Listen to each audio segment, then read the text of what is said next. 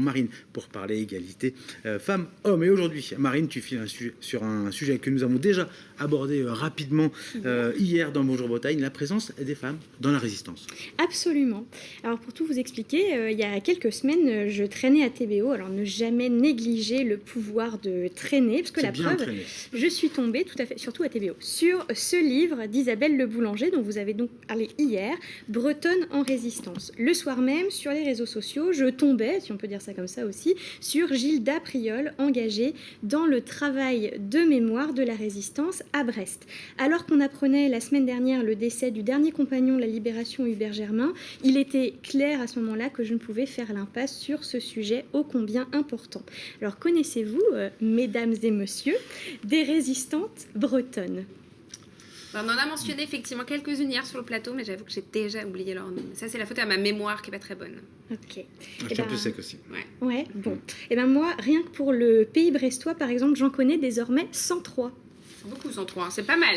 Tu nous bats vraiment à plat de couture sur ce coup-là. Ouais, et c'est parce que justement, je suis allée me promener sur le site résistance-brest.net.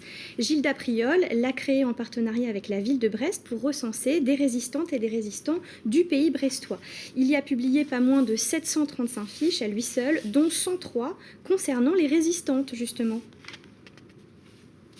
Alors, on n'a pas le même texte que toi, donc on n'a pas ta relance, Marie. Alors, je suis vais désolée. me relancer moi-même, je vais me relancer toute seule, c'est pas grave. Et donc, pourtant, quand on pense à la résistance, c'est vrai qu'on imagine souvent un homme en armes.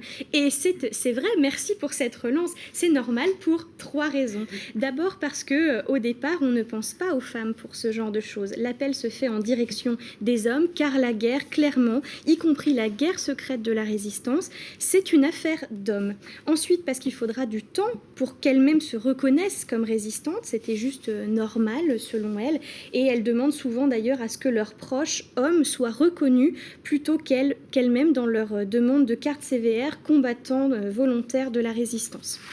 Donc, si personne, pas même ces femmes elles-mêmes se reconnaissent comme résistantes, elles peuvent rester dans le statut de ce que justement Isabelle Le Boulanger appelle marginal de la vie publique, jusque dans leur engagement résistant. On n'a toujours pas Vous le bon n'avez texte. toujours pas le bon texte. Désolée, Marie, on te laisse toute seule. Attention, on ça est y est. spectateurs et spectatrices. Très bien, One Woman Show, c'est parti. Et donc je me pose la question, pourtant les femmes et les hommes rentrent dans la résistance pour les mêmes raisons. Et oui, tout à fait. Par exemple, je vous citerai Germaine Couffon du réseau Shelburne, qui l'explique bien quand elle dit « J'ai fait à partir de ce jour, l'appel du 18 juin, et jusqu'à la fin de la guerre, tout ce qui était en mon pouvoir pour nuire à l'ennemi. C'est pourtant une double transgression pour les femmes contre l'ordre établi, et la guerre, comme les hommes, et ensuite parce qu'elles doivent de fait dépasser leur rôle genré dans la société. D'ailleurs, au départ, en fait, elles restent cantonnées dans des rôles très genrés, même en résistance, logistique, ravitaillement, liaison. Petit à petit, elles vont pouvoir dépasser ce statut féminin, on va dire ça comme ça, notamment avec le fait qu'à partir de 1942, quand elles sont arrêtées, elles seront suppliciées comme les hommes. Non, toujours pas. Hein. D'ailleurs, désolée Marine, mais toujours pas. Tout va bien. On est désolé pour toi là. J'enchaîne. Ah non, mais moi je peux parler seule de ce sujet pendant des heures. Alors, t'as pas tout le temps, mais vas-y. J'enchaîne, tout va bien.